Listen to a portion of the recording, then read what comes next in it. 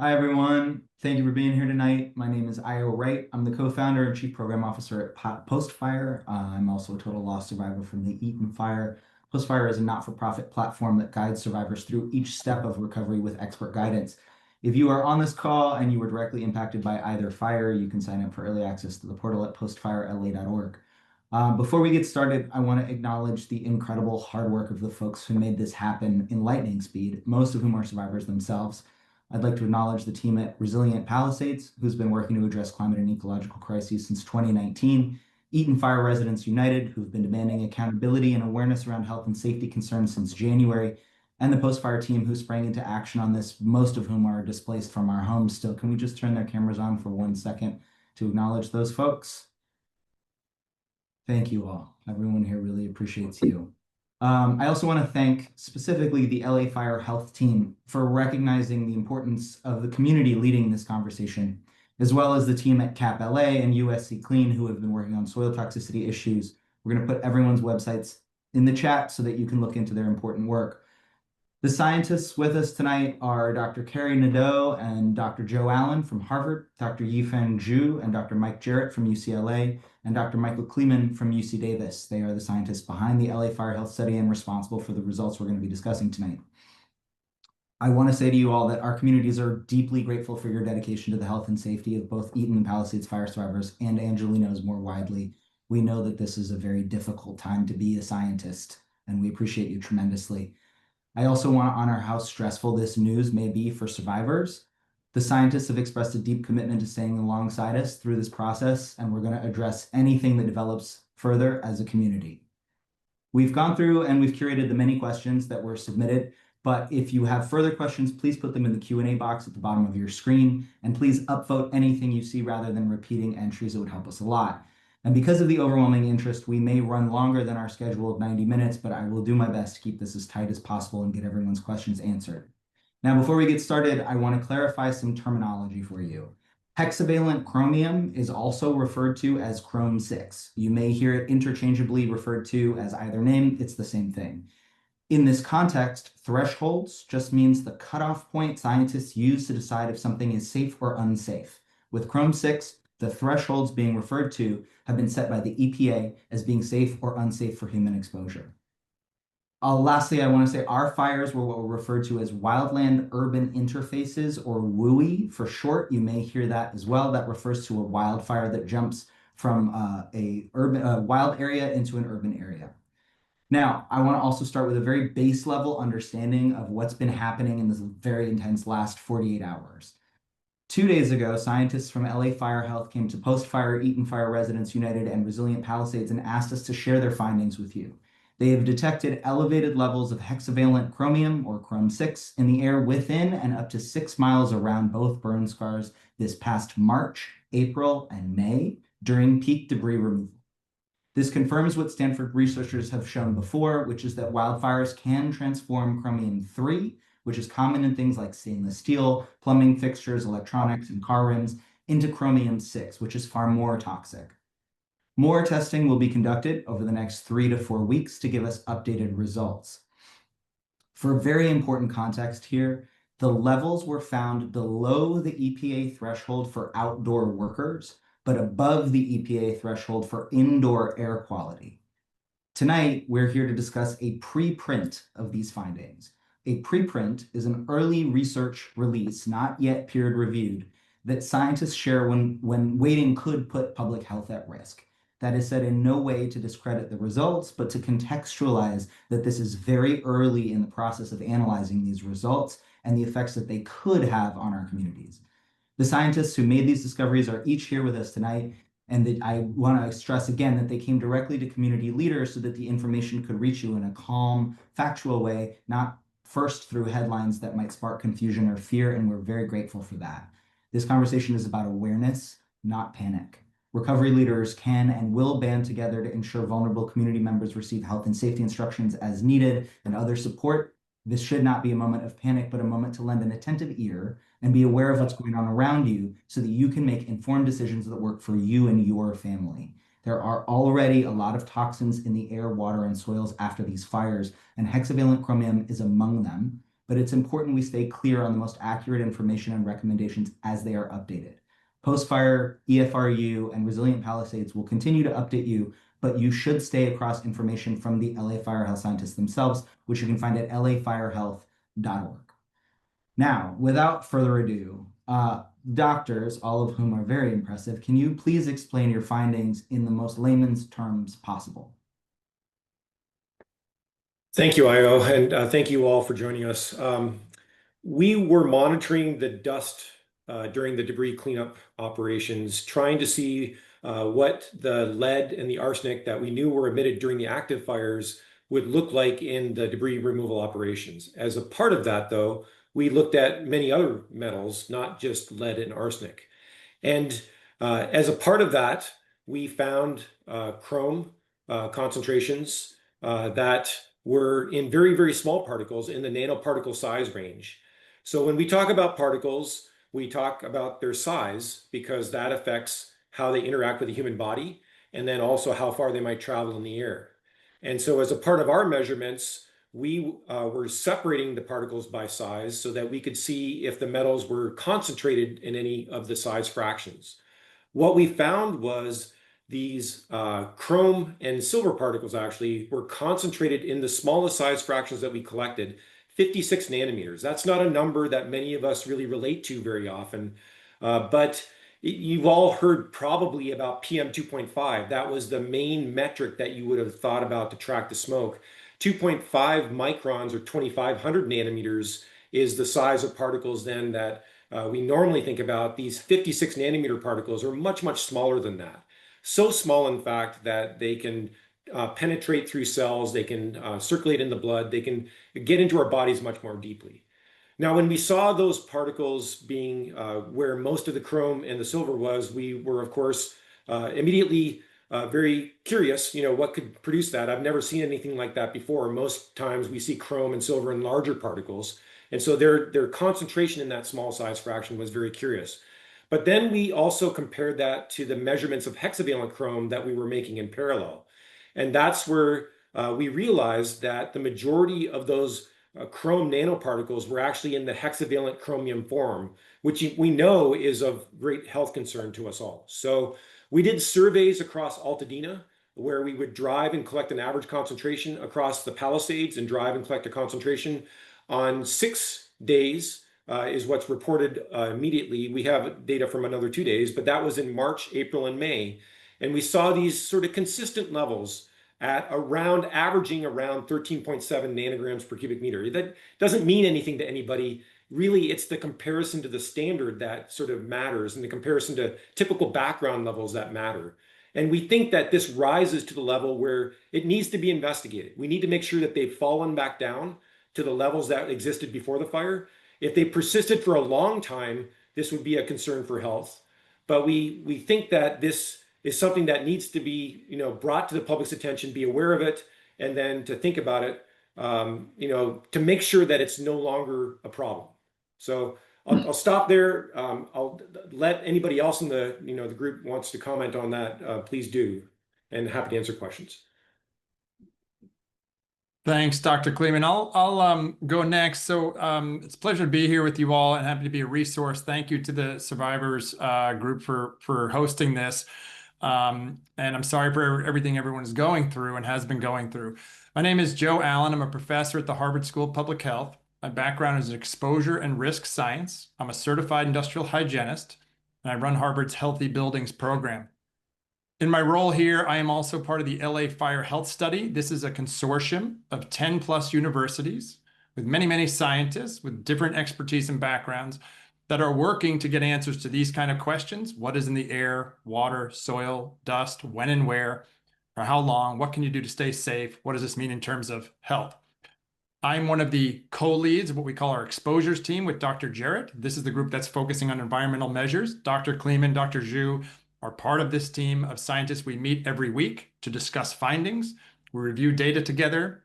We probe the data to be sure we're confident in it. That's what's done in this case, as we've done with all the data we've released. And then we collaborate with Dr. Nadeau, who's one of the co-leads of the health side of the LA Fire Health Study, which is experts and doctors from across California and also around the country. So what I wanted to do just briefly is put some of the work and that Dr. Kleeman and her team did in context in terms of these thresholds, as I had talked about, or these levels that we compare against. So as scientists, what we do is when we get a measurement like this, we look at different screening levels or thresholds to compare against. And I just want to mention a couple numbers to give you some context.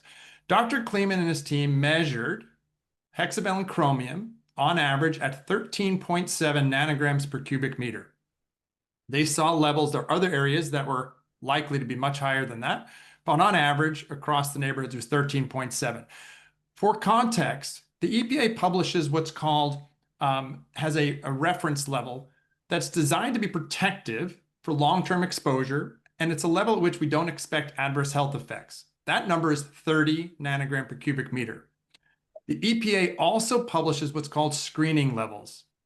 Dr. Kleeman, Dr. Zhu, Dr. Jerrett, Dr. Nadeau, and myself all believe this is the appropriate threshold for the data we have now. A screening level is a level you use during an initial investigation to determine if more study or assessment is warranted. So again, Dr. Kleeman saw 13.7 nanogram per cubic meter. These screening levels for workers and for the general public in indoor air are below the level Dr. Kleeman saw. So said another way, the levels Dr. Kleeman team measured are above the screening levels. To us, that means additional assessment is warranted. It's why we've notified the fire survivor groups and wanted to share that data with you all and to give you some context. We can go into details on these thresholds. If questions come up, we're happy to answer those questions. But I want to pass it to my colleague, Dr. Jerrett, to put additional context on what this means in terms of background and what we typically see in air. Thank you, Dr. Allen. And I apologize to everyone that I'm keeping my screen off because I'm currently undergoing treatment for cancer. I've had multiple facial surgeries. Another way to contextualize this is to think about what are the normal levels that are observed in the atmosphere in Los Angeles. And the South Coast Air Quality Management District has an ongoing program where they regularly measure air toxics. It's called Measurement of Air Toxics in the Environment. And they've registered numbers that are like 0.04 to 0.06 nanograms per meter cubed. So the levels that were observed in the field monitoring that Dr. Kleeman led are about 225 to 345 times the normal levels that we observe in Los Angeles air. And they're probably on the order of 25 times what has been observed around chrome plating plants in the city of Paramount. So these levels are above the screening threshold, and they are well above what we would normally see in the atmosphere of Los Angeles. So that's, I think, some cause for concern, and that's why we wanted to bring this to you as quickly as we could, even before it's undergone peer review. We did some quick calculations by using geographic information mapping or computerized mapping to look at how far these impacts could extend. And based on our best calculations, it's somewhere around 1 mile to 6 miles that could be affected. And when we look at the number of people living within those distances of the two fires, we see that there's approximately 200 to 500,000 people that could be affected. So that's another reason why we wanted to bring this to everyone's attention, because it's a fairly large population impact potential. Now, we don't think it's that high because the wind direction and wind speed play critical roles. So this is sort of a worst case scenario. But again, we think that this merits considerably more monitoring and attention. Now, hexavalent chromium is what's rated by the International Agency for Research on Cancer and the US EPA as a human carcinogen. So it, over long periods of exposure, can cause lung cancer in humans. It also can cause respiratory irritation. And what I want to emphasize is that these 30-year average exposures, even if we had relatively high exposures for 3 or 4 months, that would not move the needle on most cancer risks that are calculated over a 30-year average. So it's unlikely if these levels return to normal fairly quickly that it would increase cancer risk for anybody living in these areas. It is, however, if it's sustained and we were to find it again when we go out and monitor later this month or early next month, that would be a concern because we don't want to see large populations of people exposed to group 1 carcinogens for extended periods because that could start to increase their cancer risk. And what are the sources? This is really something we're actively investigating. We've seen that the Chromium-3, which transforms into Chromium-6 under intense heat, is included in many consumer electronic products and wiring and some car parts. It's also used as an anti-corrosive agent in flame retardants, and we know there are very large flame retardant drops over these areas. We don't know the sources, and that's another reason why we want to make sure that we get further information on whether or not these levels are being sustained over a longer period of time, because we need to know what those sources are to control them, and we don't want to have future fires with these kind of levels of elevated Chromium-6. So that's, another reason to do further investigation. And, we've consulted with several leading government monitoring agencies, the South Coast Air Quality Management District, California Department of Public Health, the Air Resources Board, and we're hopeful that they're going to help us to do further monitoring of Chromium-6. Another important thing that we found is that the ratio of Chromium-6 to Chromium-3 was dropping through time. So it started where we had about 90% of the particles were Chromium-6. By the 3rd month of monitoring, that had dropped to 53%. And this is what we would expect based on the chemistry.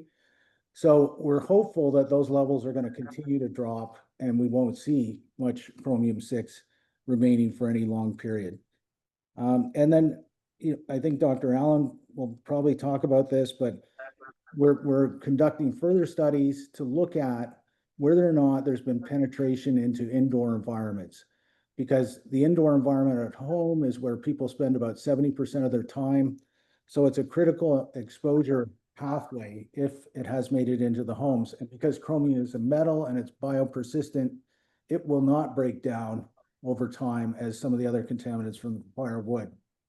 And our colleagues at UCLA, Dr. Sanjay Mohanty and his team, are currently measuring Chromium-6 in the soils, and we're hopeful we're going to hear from them fairly soon. And then finally, we're conducting biomonitoring studies on 120 people, split roughly between the 2 fires. So we should be able to assess whether or not there are elevated levels of chromium in people's blood, and we should get those results within a month or so. It's fairly laborious to recruit people and draw blood. And we're very fortunate to be working with Dr. Nadeau, who has really the only metric that I'm aware of in lab assay where we can assess these metals, very high specificity, but we can also use the immunological responses to understand the timing of the exposures. Did this happen during the active burning period? Did it happen during the cleanup? If we do find anything that's elevated. So those results are forthcoming, and we're doing everything we can to get them to you as quickly as possible. So thank you very much. I'll turn it over to Dr. Hugh. Thank you, Mike.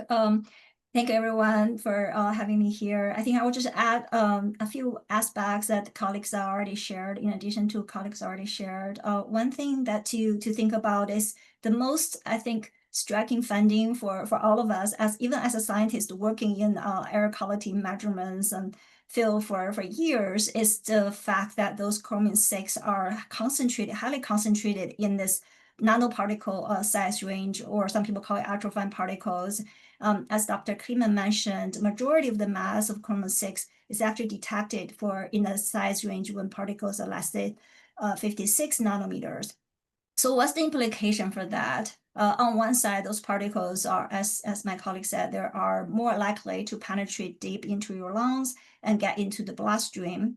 And on the other hand, I really want to share with people, those tiny particles, they're not that scary in terms of getting them out of the air.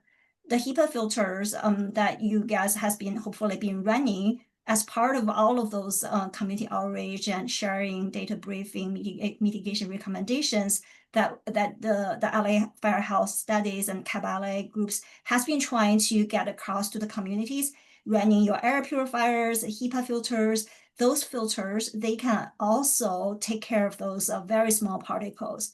It is a myth understanding, very unfortunate misunderstanding in the general public, and also commercials or news. They tend to think those HEPA filters can only remove particles down to 0.3 micrometer in size, and that's just clearly not right. Particles that's smaller than 0.3 micrometers can also be very nicely collected by those filters. The fact that people use 0.3 micrometer as the commercial sharing point is because those size of particles are most hard to get filtered out. There are lots of science and mechanisms behind why that is the case. All we want to share with you is the mitigation measures that we recommend to run HEPA filters and using that to filter out those particles that you heard about PM 2.5 and lead and others. They can also be effective to filter out those real small particles. So I think it's important for the community to hear that message. And also, again, just echo everyone has said, today's purpose is to share information, raise awareness, not cause panic. So we're here to help answer any questions you may have. I just want to jump in here and say that to summarize, since your brains work differently than many of our brains, it sounds like all of these results were from March, April, and May. They seem to decrease over time. There is new testing that's about to happen that will reveal whether or not those numbers have gone down. If they have not gone down, that's when we have real cause for concern because of folks will have been exposed for that much time to those higher levels. If they have gone down, we're in pretty decent shape. I also heard that HEPA filters are very effective at filtering nanoparticles, even of hexavalent chromium. So if you have been following the instructions that scientists have been giving all along, great job. You have probably been filtering it out. Not to say that there aren't things to be concerned about, but essentially what I'm hearing is there's more to be revealed. I'm going to touch on a lot of the detailed things in more layman's terms as we go, so I'm just going to move us along here a little bit. I think when people hear hexavalent chromium, they're going to think of Julia Roberts and that very famous film. That's very scary on one hand, but it's also an important, reference to draw so people understand the potential risks of something. But currently people are afraid of walking around outside in the last 48 hours. So I just want to reiterate what you told me and get you to comment on this. In the film Aaron Brockovich, what we were talking about is a drastically higher level of exposure over a much longer period of time, and that is not what's going on here. And I want to also ask how concerned people should be about walking around outside, although what I just heard from you is that that's not really how this works. Like, obviously, no level of exposure is good, but it's not if you walk around outside, you're now going to suddenly get cancer. Can you guys just speak to that in simplified layman's terms? You want to talk about that, Mike? Like Dr. Kleeman? After you, Dr. So I think that the concerning part about this is that the hexavalent chromium is in those nanoparticles, and we don't know what the health effects of that are. All of the standards that Dr. Allen described are for larger particles. They're for welding particles or soil particles. They're not for these nanoparticles smaller than 56 nanometers. So you have to be able to make a decision with less information than you wish. I think that I would not be afraid to walk around outside right now. I think that you can be reasonably confident that this will not cause an acute effect within the next couple of weeks while we work to verify that levels have fallen back to background levels. I think that I would be hesitant to exercise a lot. If some of this material has deposited on the soils and that soil gets sort of redistributed in the atmosphere, I would be hesitant to expose myself to that. So there are some scenarios that I would be a little cautious about until we figure out that things are, returned to safe levels. I would not go so far as to be afraid to walk down the street right now, personally. I don't know if the other experts care to weigh in on that, but I wouldn't go that far. Yeah, and I would agree. A lot of us, have been there in LA for many months now to help you, to be of service to you. Our consortium has confirmed a lot of the data that we're discussing tonight. This is independent and excellent work that's highly rigorous. So we wanted to bring that science to you and to the public, and we'll answer questions right away. Because it's research, because it took very special equipment to find chromium-6 or hexavalent chromium, that's why it took to just recently, just 5 days, to be able to put it all together and to have this available to you today. So we are moving as fast as we can, but know that this is a specialty test. This is not available to a government agency. The government agencies test for metals, but they didn't test specifically for chromium-6 because that needs to be done in a special research lab. So that's why it took the amount of time that it did. Now, thanks to the fact that those wheels are turning in terms of equipment and specialty labs, now we expect to be able to get results back much sooner. So that's great news. In addition, I think that everyone needs to take pause. The Aaron Brockovich story, like you said, Io, is going to alert everyone. And Aaron Brockovich, I understand, still lives in and around California as well. And it's important to note that in that important research, that was well water. That was water that had been exposing people for a very long time. And importantly, with the water that's been tested so far, the levels are much lower than you would even have as a threshold for chromium-6. So that's the good news. For the water that has been tested so far in LA, the chromium-6 levels don't seem to be relevant. So that's excellent. We want to do more testing. We alerted the government agencies within 12 hours when these findings were ready to submit to this preprint mechanism. So we let all the local and state and national government agencies know what we found because we wanted to see independently if they could also ensure the confirmation of these findings as well. So we believe in good research. We believe in collaboration. We believe, number one, in helping the community and helping yourselves and answer questions. And we also want to collaborate with government agencies to help move this forward, to build resiliency, to help capacity building in your communities, and to do the right thing to help people manage for their futures. Have you also tested soils for Chrome-6? So we'll be testing soils for Chrome-6. So that's what Dr. Jerrett had mentioned. Dr. Allen, do you want to mention that right now? Those tests are ongoing right now as we speak. Yes, it's happening right now. So as part of the wider LA Fire Health Study and other groups like CAP LA, it's a big, really good community of scientists, and we collaborate really closely. Dr. Zhu is part of this team, and Dr. Sanjay Mohanty at UCLA are collecting soil samples right now and actively analyzing them for hexavalent chromium. And they expect to have results shortly in the similar time frame as Dr. Kleeman was mentioning for our follow-up testing. So that is underway, and of course, we'll share that out directly. They will share it out. We're all part of this same kind of community. We collaborate with Dr. Mohanty and the CAP LA team. They're fabulous. We're all kind of working together.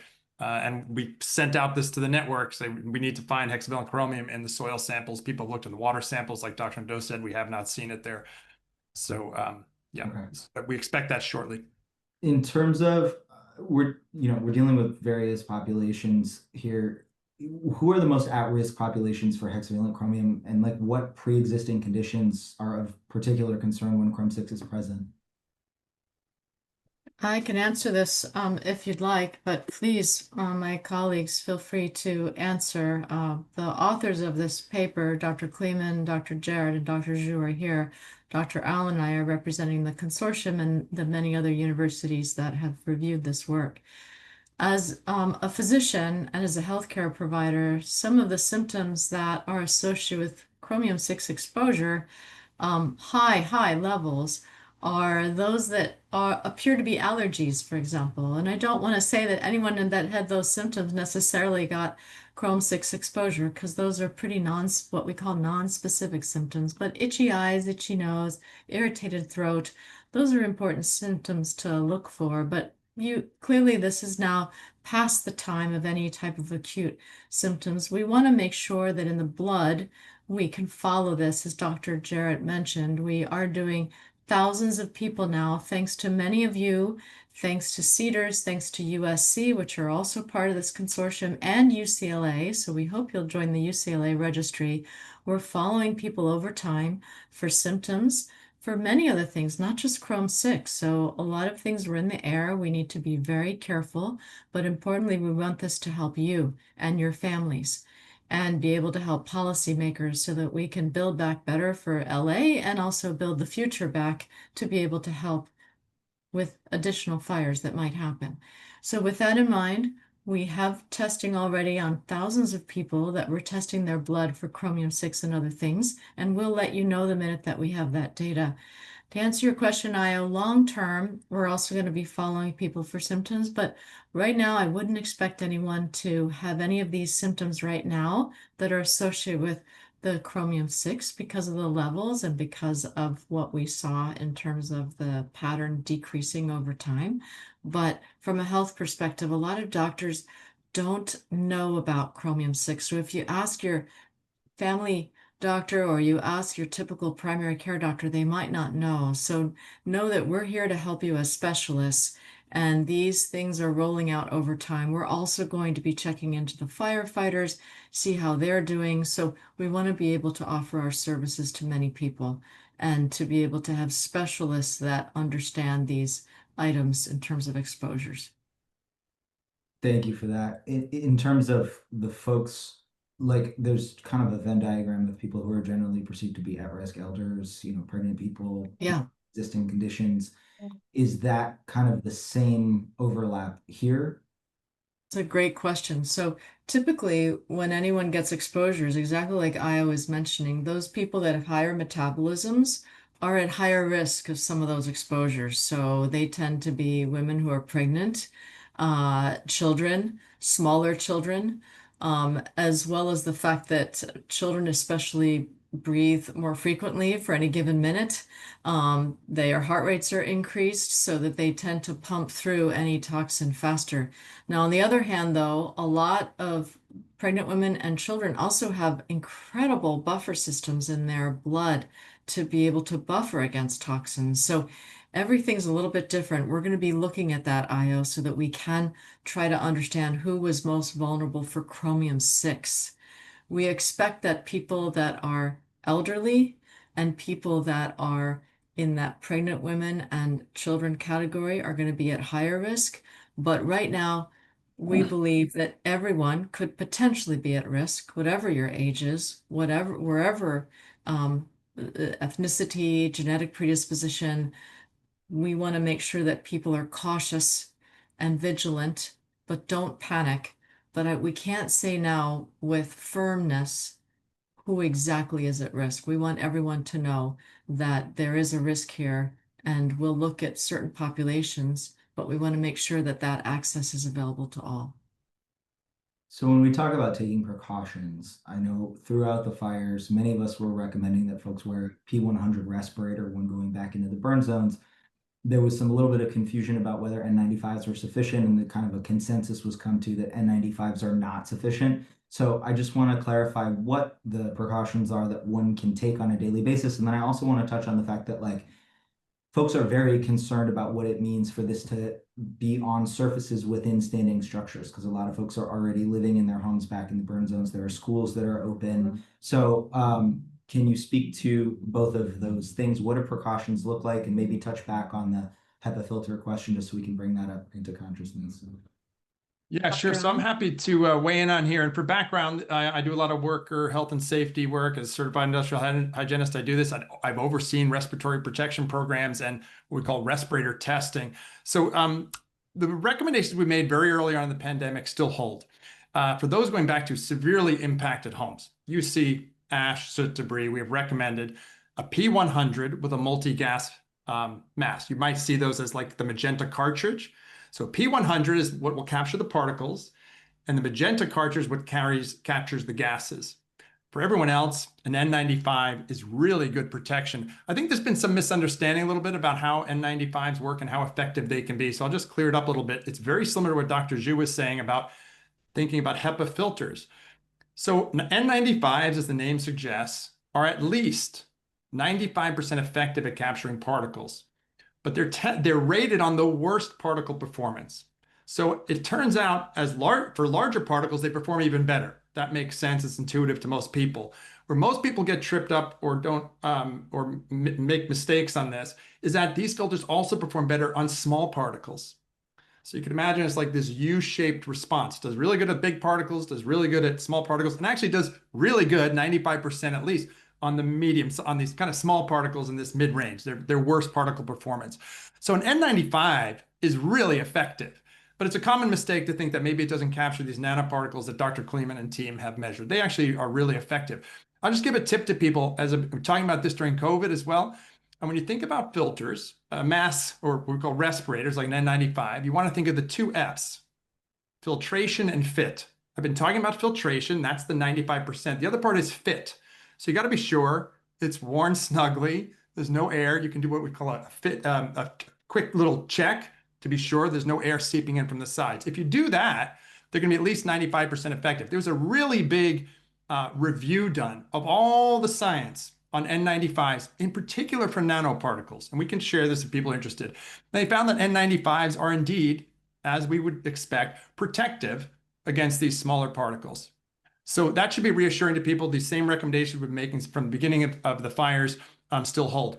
I'll continue because you asked about the HEPA filters and Dr. Zhu explained this nicely. So what can you do inside your home? I think it's really quite important. We've been talking the same recommendations since the beginning. You want to just make sure you clean the air or filter it as good as you can. And the recommendations we put out in the brief in this order, we talk about the importance of a HEPA filter, particularly using a portable air cleaner or a portable air purifier with a HEPA filter. HEPA filters are great. Now, they do better than the N95. They'll do 99.97% capture particles. At worst, they're really effective. We have a tool we can share that helps you size it right. So you don't want a little small portable air cleaner in a corner of a room. You want one that's sized right with a HEPA filter. That'll be really effective.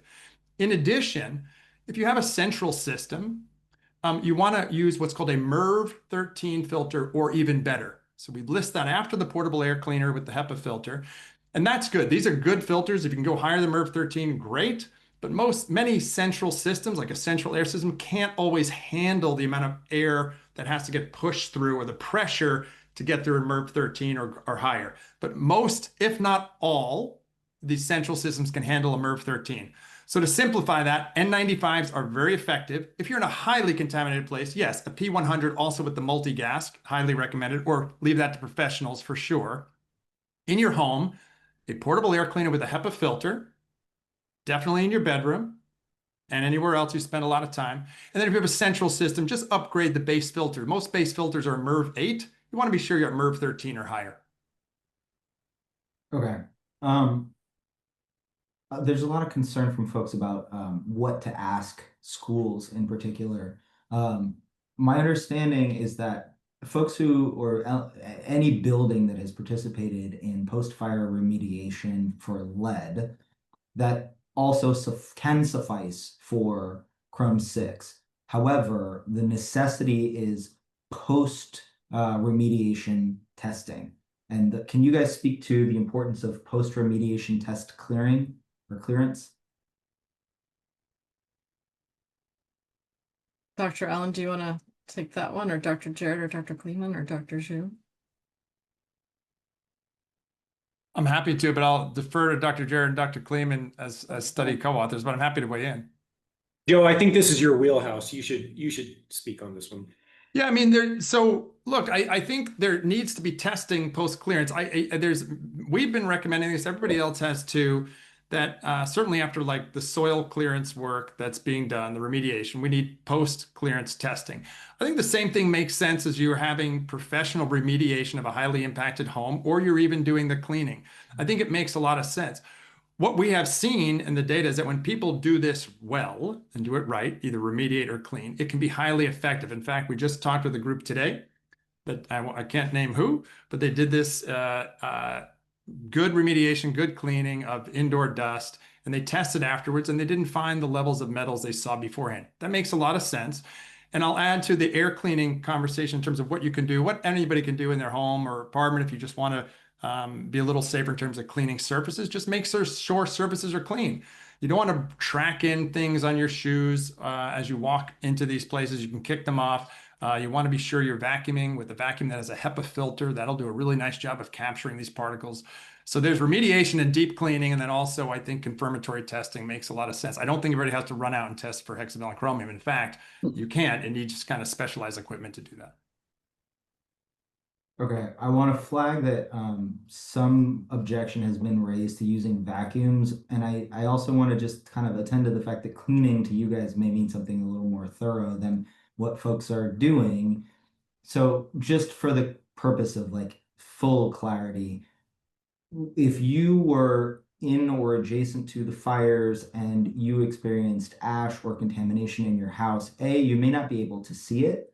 We know this from all the many months of studies. Just checking whether or not you have ash in the house is not sufficient to check whether your house was contaminated. You need to get a certified industrial hygienist heavy metals test. You can do a CAM17 test or a RS, what is the other one, Dr. Allen? For metals or RCRA8? For the soil, yep. Okay, so those are the tests that are recommended. And it's really important because I know countless folks who have said, oh, well, I wipe my counters down. That is not sufficient for checking whether your house is contaminated. You need to get professional testing done. And then once it's been cleared, if it's found positive, you need to get it remediated. And then you need to do post-remediation testing. And then you will know whether or not your home is decently cleared. And then you can use HEPA filters in your home. I just don't want folks doing what they've been doing, which is going out with a dish rag and thinking that that is sufficient. That's great advice, and that's exactly right, and you know it, and I'm glad you're repeating that for people. Yeah, if your home's heavily impacted or you're adjacent, immediately impacted, then you want professionals in there to do the testing, to do the remediation or deep cleaning. And the guidance we're talking about here, I think, is for the general public, right? And also, if you're going into one of these sites, you have a professional do it. Make sure you have excellent respiratory protection. For the general public, just generally concerned about this, people vacuum. It's a good idea to find a vacuum that has a HEPA filter. It's a better type of vacuum. Absolutely, everyone. Good idea to always have a portable air cleaner with a HEPA filter and upgrade those filters. Yep, for sure.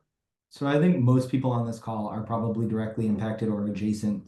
That's probably why they took this time on their Thursday night to be here. So I also want to flag that the recommendation for soft, porous surfaces is to get rid of them. I know a lot of folks have been like, oh, I can just, clean it and take it back inside. The recommendation is if you have porous surfaces inside your house that were affected, which you will only know from testing, the recommendation is to get rid of them. That has come up countless times. And I also want to touch on something, which is that a lot of folks, there's been a fair bit of consistent reports of headaches, shortness of breath, nosebleeds, etc., like right after the fires, people who were in the fires, people who were around, people who went back for debris removal. I know every time my family went back, we've experienced shortness of breath. So my understanding of this is that there were and continue to be many toxins in the air and the soils affected by the fires. So I just want to touch on the fact that like those symptoms may not be Chrome 6.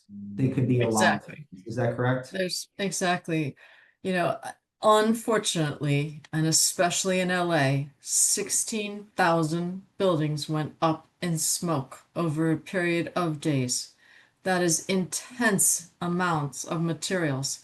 So when we think about, well, is that symptom due to this, or this? You had symptoms. That's important. This is your body. And importantly is if you have a headache, if you have wheezing, don't stay nearby those places that are causing those symptoms. If you can, go away. If you can, wear an important mask. These are symptoms that are important. Each person is different. in terms of how they're responding to this. So I'm glad, Io, that you mentioned that. Some people continue to have symptoms after the wildfire smoke exposure. It's hard to know, is it exactly due to the fact that there was a wildfire? That's exactly what we're testing. We want to help the community. I know there's a lot of questions in the Q&A about, how long do we wait? Well, most importantly is when you have that symptom, don't keep going back into your home. Take care of you and your family. But it could be due to a lot of different things. In the average wildfire smoke, there are so many different toxins. There's a lot of studies on this now. Each wildfire has a different, what we call signature, fingerprint of the toxins that it has because of that area that was incinerated. And we know Pasadena and Eaton, you were all affected by the LA fires. And so we want to do what's right by you, understand that chemistry, understand what you could have been exposed to, and make sure that you can manage that and make sure that if we can understand the source, that we can reduce that in the future. So I just want to bring something back up, which is specifically about Pali High. Would the recommendation be that folks ask the school whether they had testing and remediation and post-remediation testing done? What can people do who are worried about their kids who are at Pali High right now? Yeah, I think those are reasonable questions to ask, and hopefully the school officials will be forthcoming with any testing results that they have, especially the post-confirmatory testing. And I did want to bring up one other issue that is potentially of concern, and that is, your own physical activity level when you're in and around the burn zone. So the dose of the pollutant is partly a function of how much air you're taking in. And if you're sitting at rest, it's probably 5-6 liters. If you're doing maximal exercise, you could be as high as 150 liters a minute. So if you have the opportunity to do your exercise in areas that are somewhat removed from where you're seeing a lot of remediation activity, or those areas that are right in the burn zone, I would highly recommend that. This raises an issue for schools about how they should deal with physical activity outdoors. And I think I'd have to see the specific test results that they have to be able to advise on that. But this is another way that you can protect yourself. So, if you want to go for a jog, I never want to discourage people from physical activity because the health benefits are overwhelming and they're well documented. However, you don't want to be increasing your potential dose when there are a lot of what I would call exotic contaminants out there. There are contaminants we don't typically see. Dr. David Allen and his group have been using highly sensitive instruments in the burn zones. They've detected more than 400 different VOCs, and a lot of us have never even seen these before. So there's a lot out there that we really don't know. That this fire was unprecedented in the amount of structures that burned and how quickly they burned and the intensity of the heat that they generated. And I know that Dr. Kleeman is working to reconstruct the exposure fields, so we'll know more about that with Dr. Allen. But it seems, and correct me if I'm wrong, Dr. Kleeman, that about 70% of the emissions that came off these fires is from burning structures and vehicles and other human infrastructure, not the forest itself.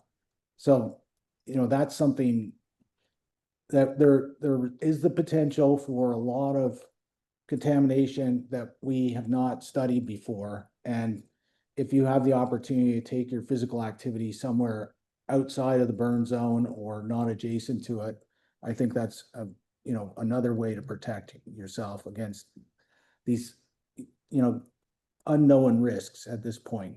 But certainly you would not want to increase your inhalation of hexavalent chromium if you could avoid it. And going some distance away is going to reduce that potential exposure. So what I'm hearing in regards to folks particularly concerned about Pali High, correct me if I'm wrong, is that, the answer should kind of depend on remediation activities that are ongoing and the results that may not have yet emerged and the test data that we may not yet have. So in the interim, at Pali High, within anywhere in Altadena or anywhere in or adjacent to the burn zones, don't exercise outside if you can for now. And I guess that leaves it up to parents how you want to petition for that with those schools. That brings me to a question about workers and concern for worker safety who have been working during debris removal, because when you talk about exercise, that's certainly a lot of strenuous physical activity. And I also want to bring up the concern for firefighters who were on the front lines. We have one in our extended family, folks who are out there with no mask doing physically strenuous activities. I know there's generally a concern about smoke inhalation, period, and well-documented fallout from that. What can those folks do right now if they did exhibit symptoms or are going to exhibit symptoms? What can they do if they're concerned about their health? Yeah, it's a great question. Right away in February, we started talking to Aaron Guggenheim, who is the wellness officer for the LA Fire Department.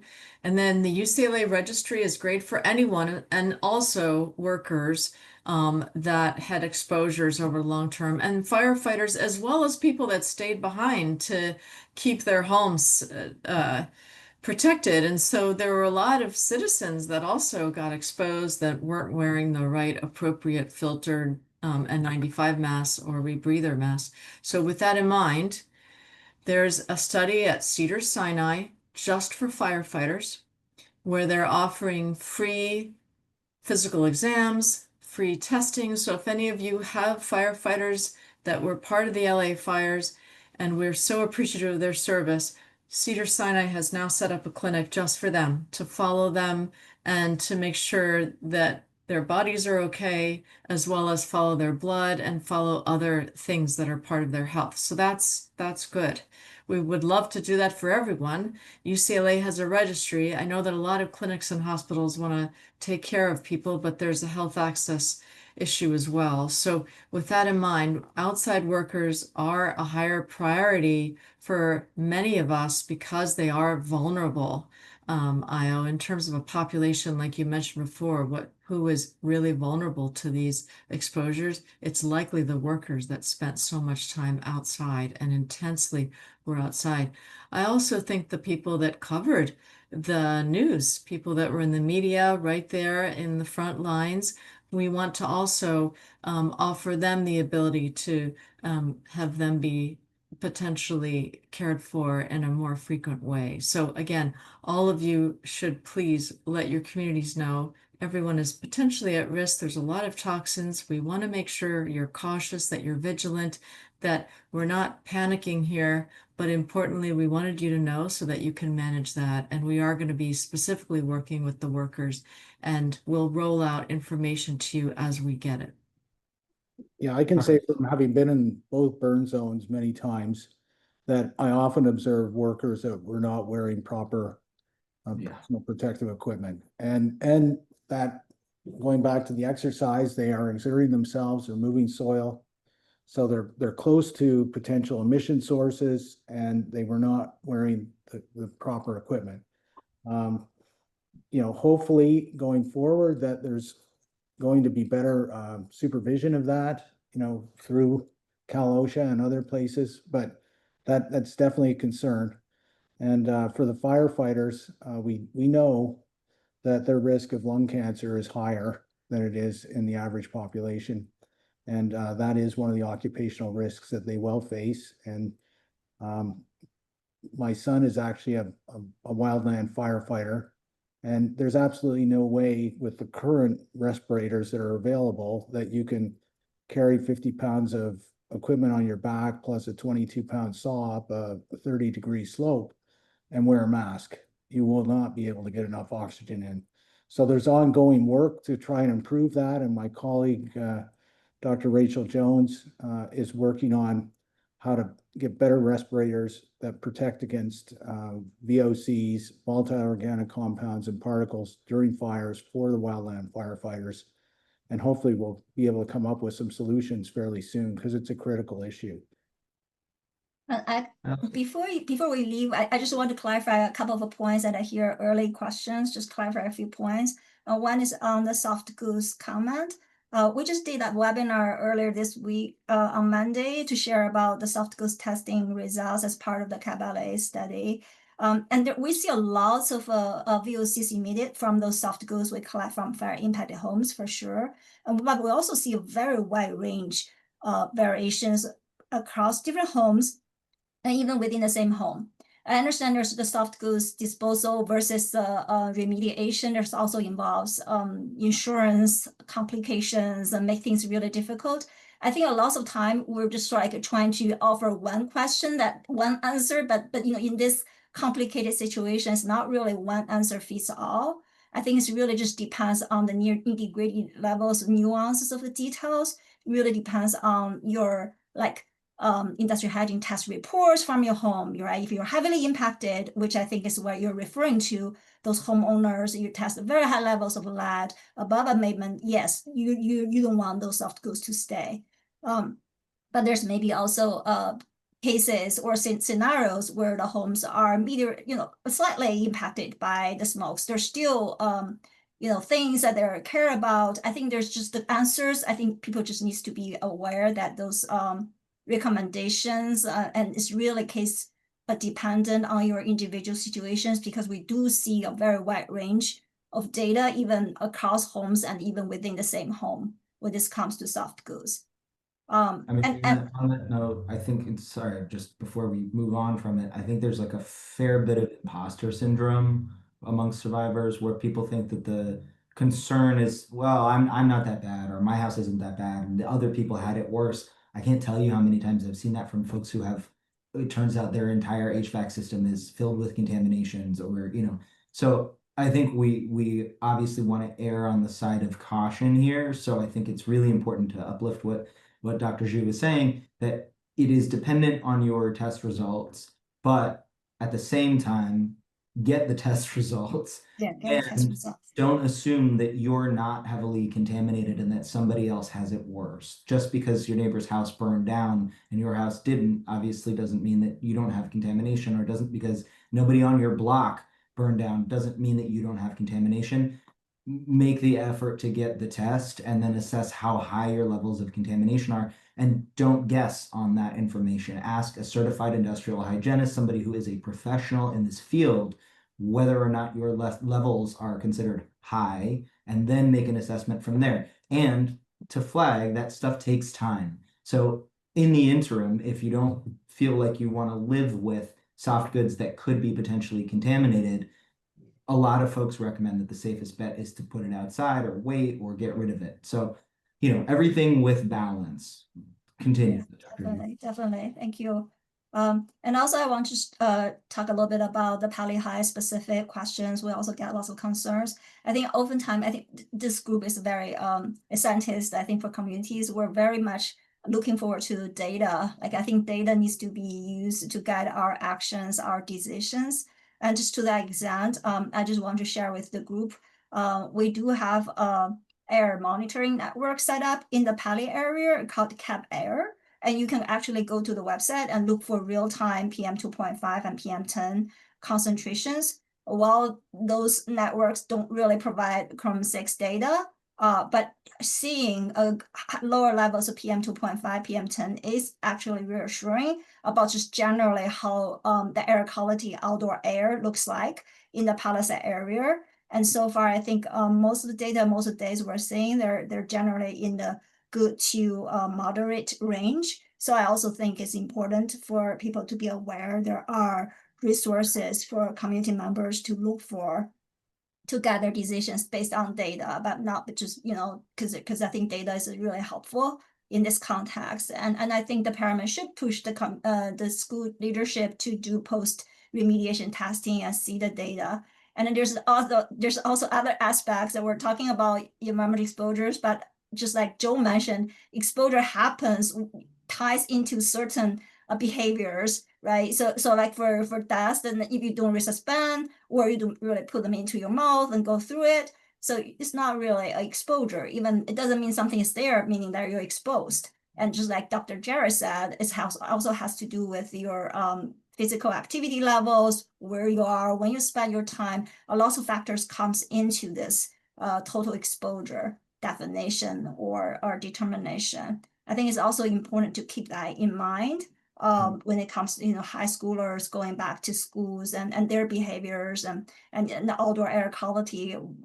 We're hoping to continue work with Dr. Kleeman to take more measurements, but also wants just to emphasize the sample that we're sharing today were collected during the peak debris removal period, and the data were collected during those active peak removal hours, literally in the debris removing zones.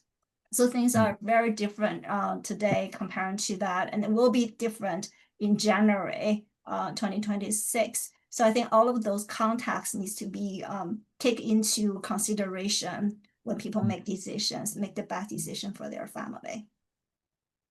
Thank you. I want to flag that a lot of websites and a lot of resources are getting mentioned, and we're going to send out a follow-up to everyone who registered for this Zoom tomorrow with all of the resources that have been mentioned so that you can follow up with all of these things and point you to things you can, places where you can track stuff that are, your most credible sources according to the doctors. You mentioned resuspension, and I think that's an important segue into where I'd like to go next, which is I will get back to interior spaces and recap that.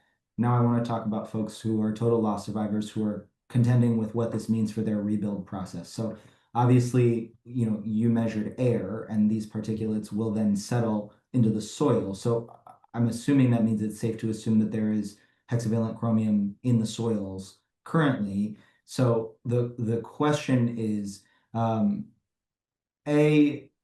what do people need to be doing? And like, does building have to stop while people do additional testing?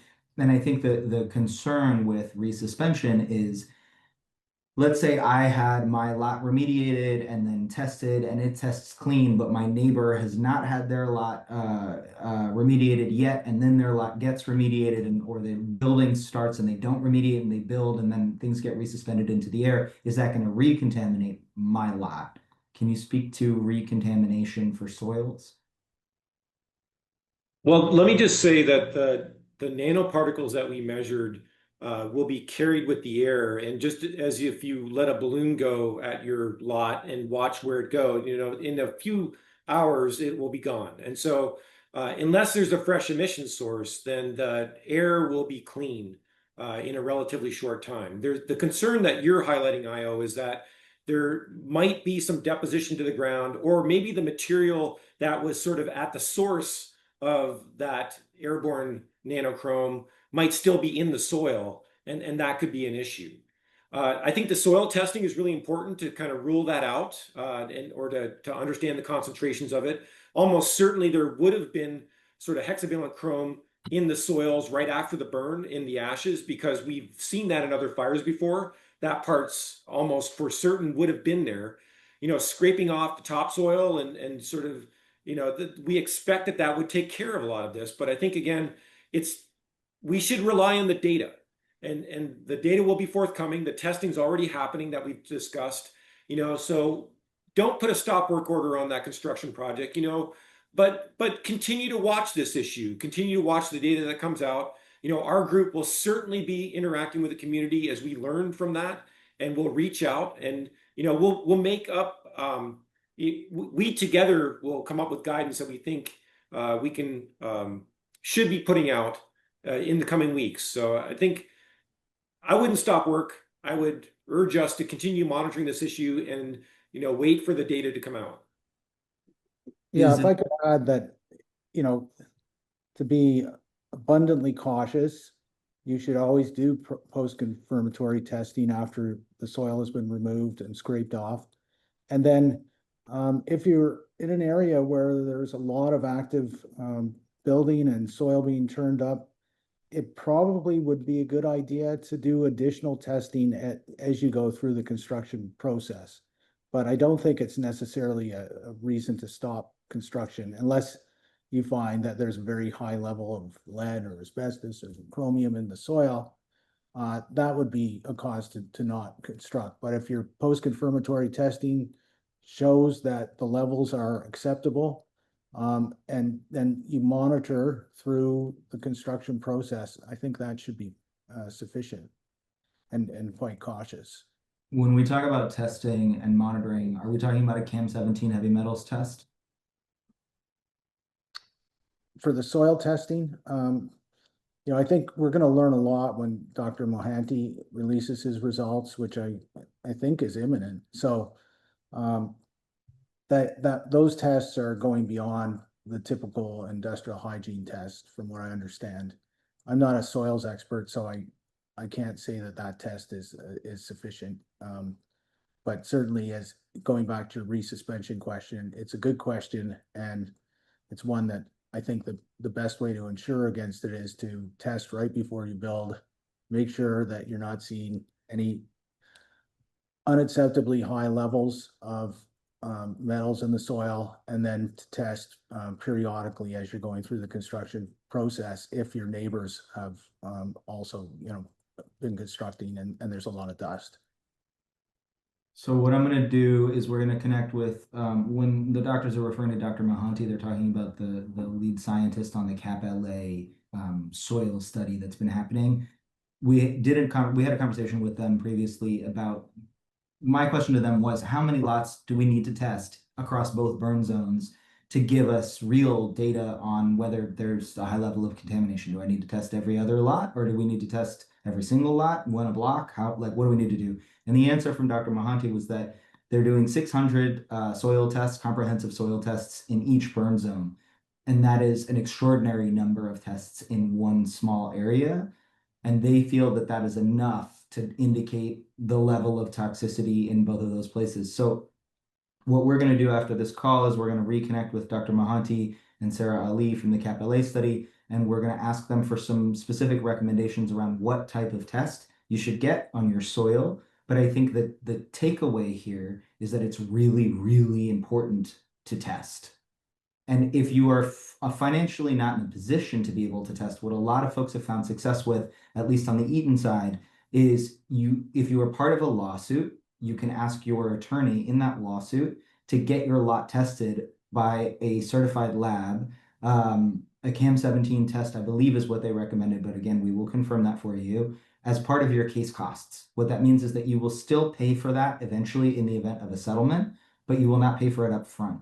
A lot of folks have also had success in getting the testing costs down by bundling with their neighbors. So if you are in an area with a neighborhood captain, find Altogether is the Eaton Fire version. I believe that One Palisades, sorry, we'll put it in the chat. I'm having a blank moment about this. But connect with your neighborhood captain in either burn zone, and they can help you connect with neighbors. And there's been a lot of success with bundling testing costs and getting that down. Sorry, it's Team Palisades. My brain is breaking. So the recommendation is to get your lot tested and then periodic retesting as construction is going on, but not to stop construction and to wait for more data. And again, Dr. Mohanty and the Cap LA team will be releasing real consequent data soon. Okay, so I want to just bring something up, which is that can you clarify, given that the outdoor results are technically below EPA thresholds, what the risks are to people who were extensively exposed during the debris removal process, just because they were potentially resuspending contaminants in the air in the process of debris removal work? I just want to drill in on that.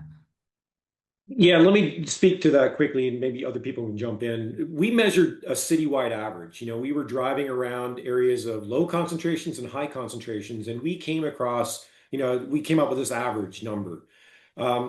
There is evidence that there may be hotspots. The Air Quality Management District had a mobile unit that could measure real-time concentrations of chromium, not hexavalent chromium, but we know from our measurements that most of that chromium probably was hexavalent in the debris cleanup zone, at least early on. And those mobile measurements confirmed that there's areas of low concentrations and high concentrations. And the high concentrations were very high, more than 100 nanograms per cubic meter. In some cases, more than 1,000 nanograms per cubic meter were detected in some city blocks. That data is posted on the AQMD website. You can look it up. It's only one day, unfortunately, in Altadena and one day in Palisades.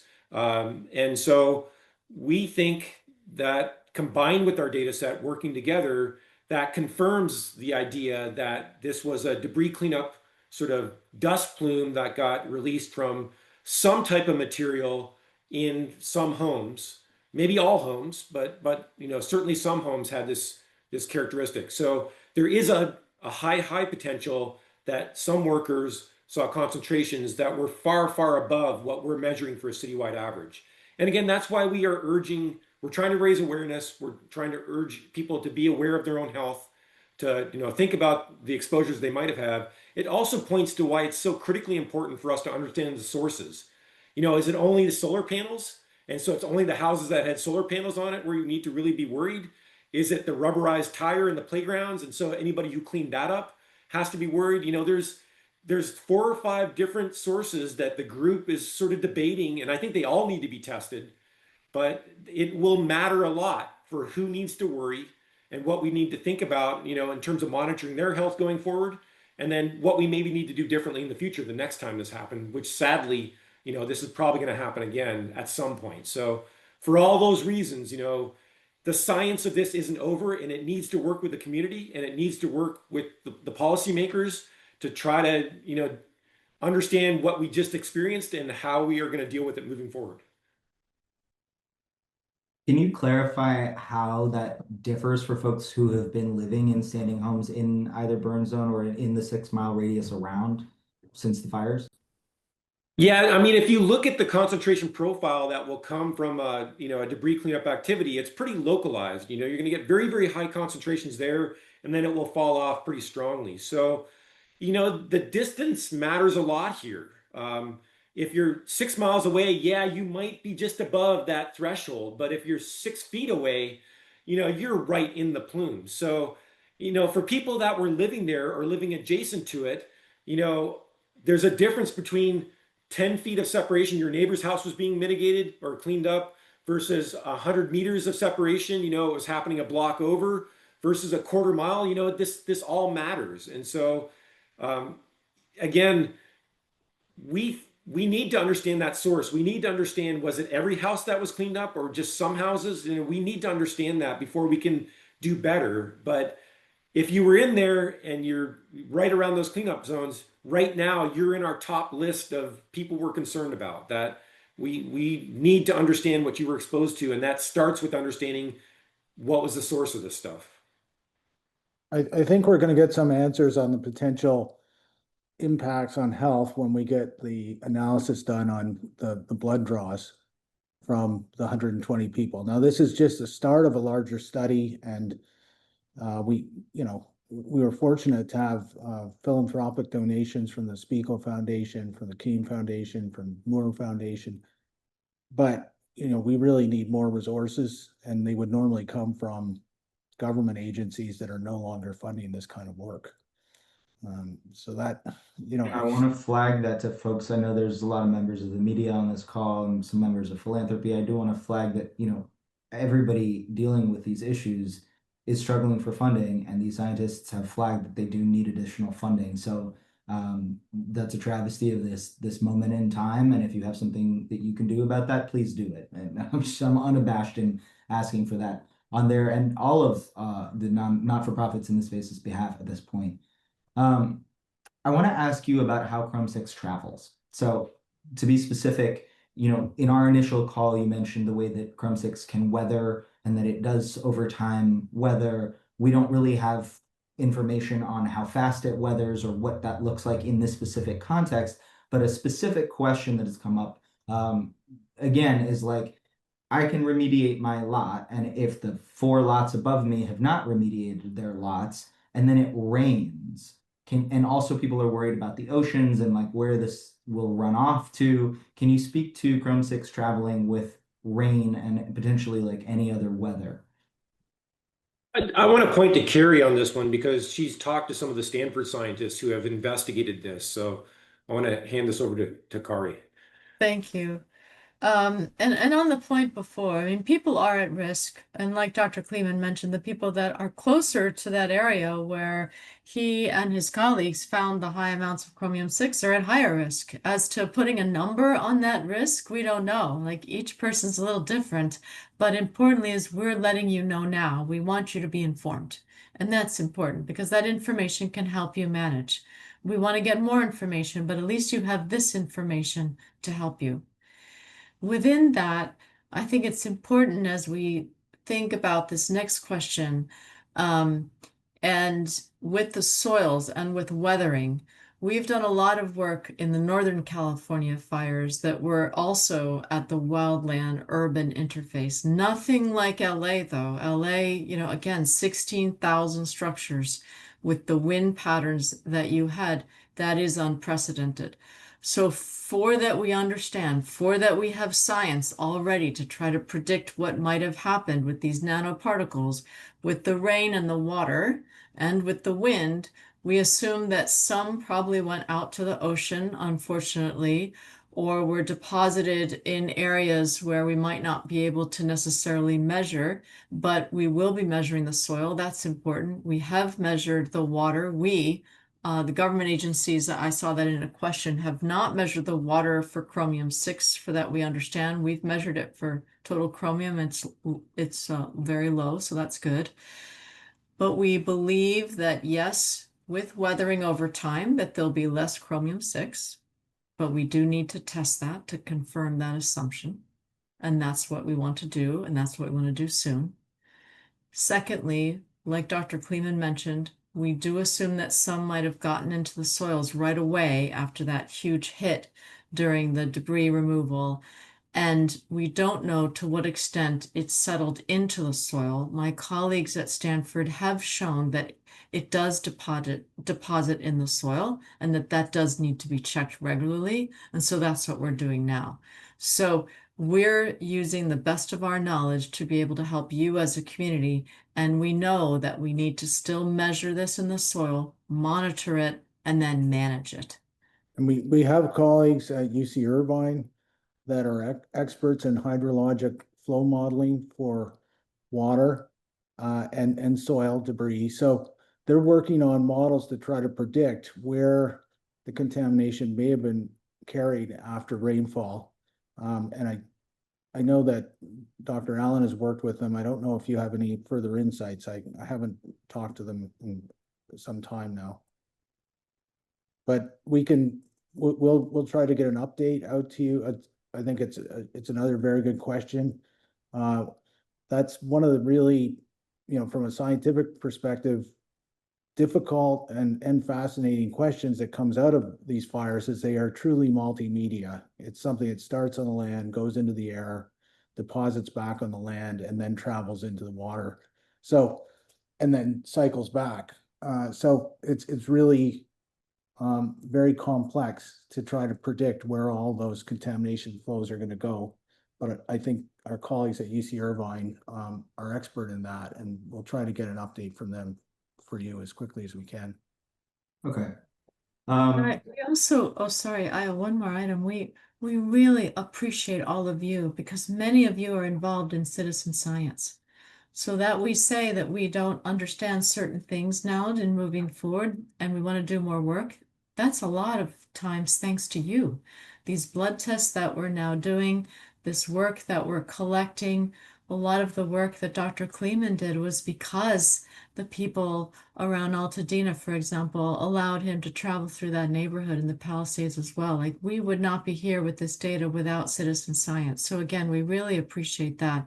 And as you do CAM17 testing on your soils, for example, that CAM17, I saw one of the questions, Io, being, does that test chromium-6? It does not. It tests chromium. It tests a number of metals. But importantly, as you test that, basically upload it. We'll try to do citizen science. I know a lot of you are, a lot of the people on the support staff are doing great maps that help us know where are things and where are things worrisome, and then we can encapsulate that in our data. So again, you're part of this. It's bi-directional. We appreciate that. You're part of the science. Thank you. I'm going to flag to you that if you are on this call, you have registered with your email address. We're going to follow up with you with all of the various ways that you can participate in this type of thing. And it's really important to encourage other folks that are also survivors to do that. There are various ways you can do that. You can participate in lafirehealth.org. Is it LA Fire Health Study? No, it's lafirehealth.org, correct? Yeah, it's literally in all of your images. It's lafirehealth.org.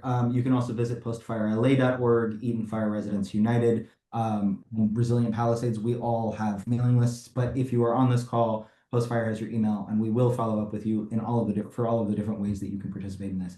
So I want to start to wrap us up here because there are so many questions. It's clear that we're going to have to do so much more follow-up, which I think is one of the key takeaways from this. We don't have enough data to answer anything consequently, but the major takeaways are that it's really, really, really important to test, whether it is your soil, whether it is indoors, whether it is at your kid's school. It's really important to test, be responsive to that testing, remediate, and then test again.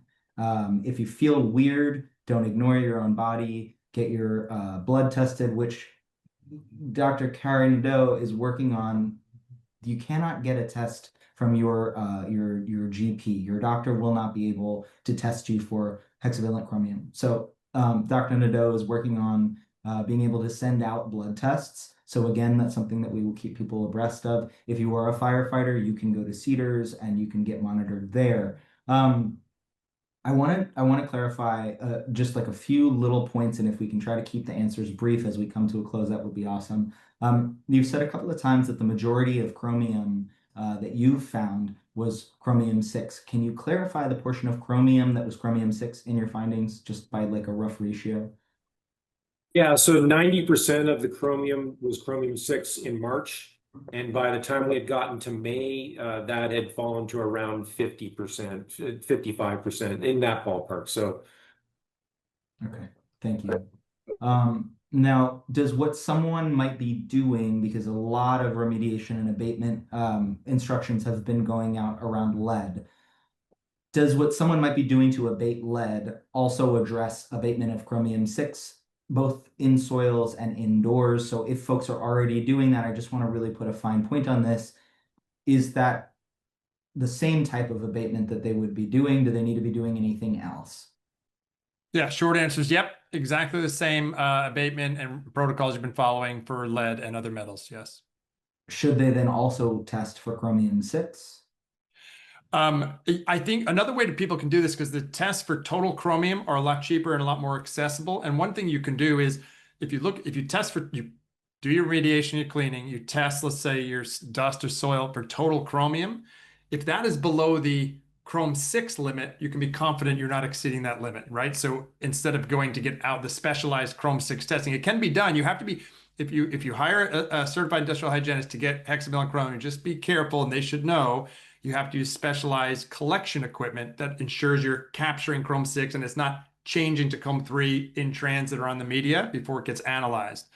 So just be careful. If you're going to go for hexavalent chromium testing, it is a different type of method, particularly around the sample collection.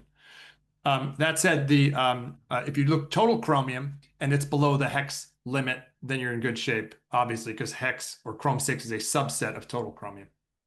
Okay, so we're gonna connect with these doctors and put together some guidelines on exactly what to do, how to test, what exactly you should be looking out for. So Io, if I could just add one thing, Please. that through our consortium, we're going to be working with the physicians, the nurses, the health scientists to try to come up with the best practices for, if you are concerned about having had exposures, what sort of testing should you be asking your physician for?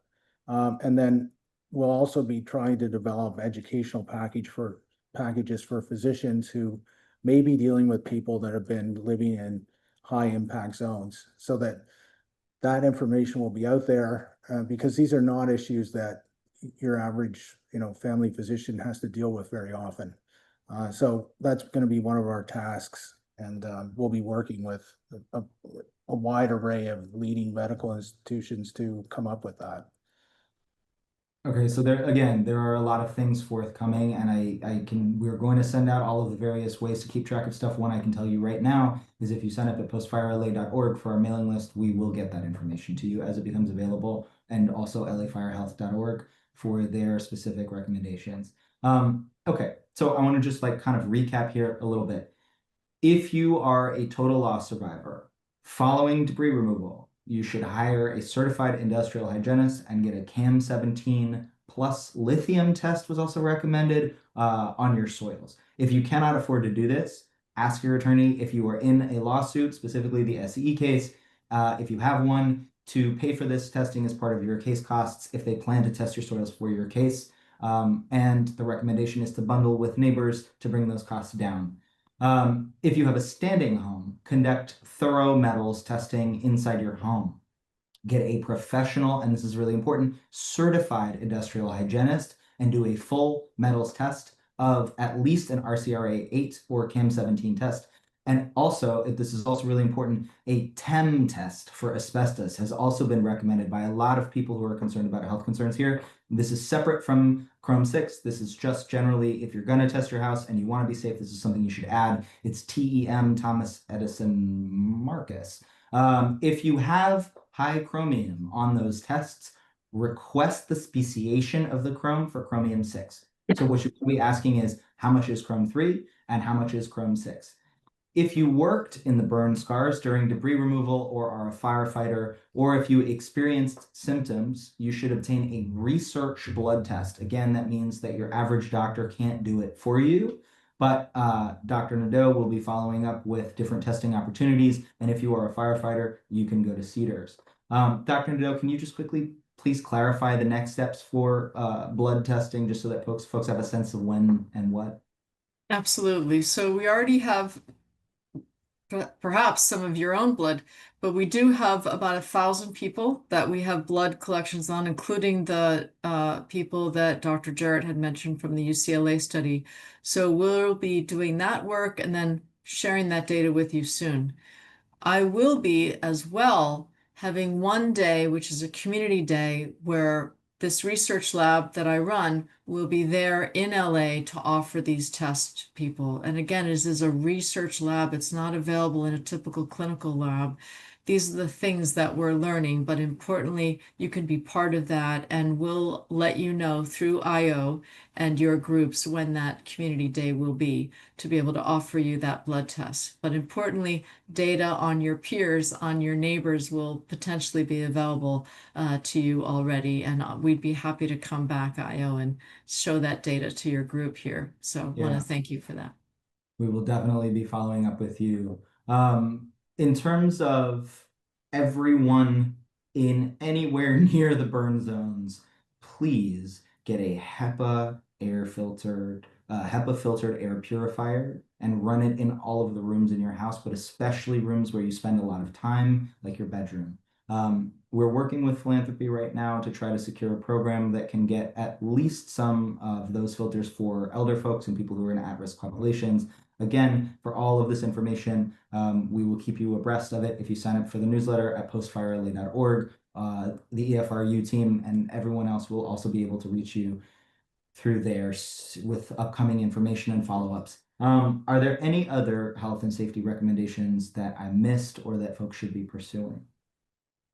Wearing a P100 respirator, if you're anywhere near anything to do with debris removal, I know there's still a lot of debris removal going on. Actually, that is one last question I want to check in with you about. There is debris removal still happening in a lot of areas, mostly commercial debris removal that was left over. Should folks immediately adjacent to that debris removal be concerned and be wearing a P100 respirator when, like, across the street from it, for example? So here's what I'd recommend, and we have a nice graphic on this from very early in the fires that might be helpful. And I would add, I think you're right. And for anybody doing serious remediation or heavily impact or workers, it's a P100 with multi-gas cartridge. We have seen and we've reported on higher VOCs as well in these areas. So you're disturbing that. So it's a P100 with a multi-gas. So the P100 captures particles. Yellow band? Yeah, and we actually have, we're going to make sure you have this because we put together a nice graphic that describes the different color cartridges. The magenta is the best, but there's olive and there's yellow and it's confusing. But the P100s are for particles and the multi-gas captures the gas phase because the filters we're talking about don't capture the gas phase. So for people who are doing real deep work, it's a P100 with multi-gas. Everyone else, I think an N95 can be very effective, make sure it fits well. So I think Dr. Kleeman discussed it really well in terms of when you're on the site, it's going to be pretty much localized in terms of that exposure. But I think if you want to be cautious, I would, inside your home, we talked about the great filtration. But if you're doing any of the activity where that is being stirred up or right adjacent to you, it makes sense to at least wear an N95. And if you're doing any of the heavy work, a P100. And if you're doing real intense work, especially indoors, where there's visible ash, debris, soot, a P100 with the multi-gas cartridge. We'll send out it's a nice little graphic that explains all the colors on the cartridges and when to wear an N95 versus a P100 plus multi-gas. We'll make sure you have that. Okay. Thank you guys so much, and thank you for all of the continued work that you've been doing. We're incredibly grateful for all of your dedication to this, even though we know funding is being ripped out from under you. For my fellow survivors on this call, if you do nothing else, get testing. Like, please pursue testing, and we're pursuing things with philanthropy to try to make that more widely available for folks who are underinsured or uninsured. And if, again, activate your lawsuit attorney in any way that you can to advance those costs for you if you need to. I also really want to thank everybody in the last 2 days for rallying and sharing the hell out of this on social media, and all of our fellow organizers and the LA Fire Health for bringing this to us. Everybody really turned out and showed up, and it's really a beautiful thing because I think it's pretty obvious that we need to protect each other in this situation. I want to just say there are a lot of us, and we're all paying really close attention, and we're lucky enough to have incredible professionals and really genius minds on this. So if you are coming away from this with more anxiety, remember that we're in this together. You're not the only person who's looking at this, and you're not the only person who's dealing with this. So connect with your neighborhood captain, connect with your neighbors. It's incredibly beneficial to know that you are not alone in this. We're here with you. And so we're going to get through this together. So stay in touch with us, postfirela.org, Eaton Fire Residents United, Resilient Palisades, LA Fire Health. All of us are here to guide you along and keep you up to date. So thank you, everyone, for joining us tonight, for all of your incredible questions. We're going to post this to our website, postfirela.org/expertqa, with Spanish translation and closed captions in the next 24 hours. And we will also follow up with the scientists with all of the questions that we could not get to. Thank you again for being here. Good night, doctors. Good night, everyone.